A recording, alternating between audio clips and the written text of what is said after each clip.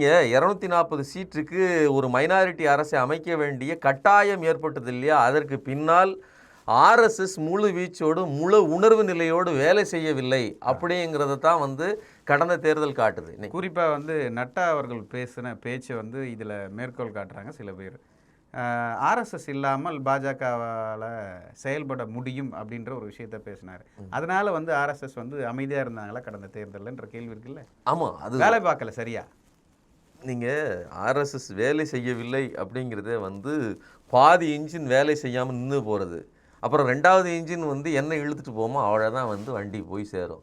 So அதனால தான் நீங்கள் நெக் டு நெக்கு 240 ஜெயிக்க வேண்டிய நிர்பந்தம் இல்லைன்னா 400 நீங்கள் 400 பார்னு அசால்ட்டாக சொன்னீங்களே, ஏன் உங்களால் அதை அச்சீவ் பண்ண முடியலைங்கிறதுக்கு பின்னாடி ஆர்எஸ்எஸ்ஸினுடைய அந்த கடந்த முறையே இது இருக்குன்னா இப்போ இருக்கக்கூடிய நெருக்கடி கூடுது. நேயர்களே, இது போன்ற வீடியோக்களை தொடர்ந்து நாங்கள் தர இருக்கிறோம். எங்கள் சேனலை சப்ஸ்கிரைப் பண்ணுங்கள், எங்கள் வீடியோக்களை தொடர்ந்து பாருங்கள். நன்றி, வணக்கம்.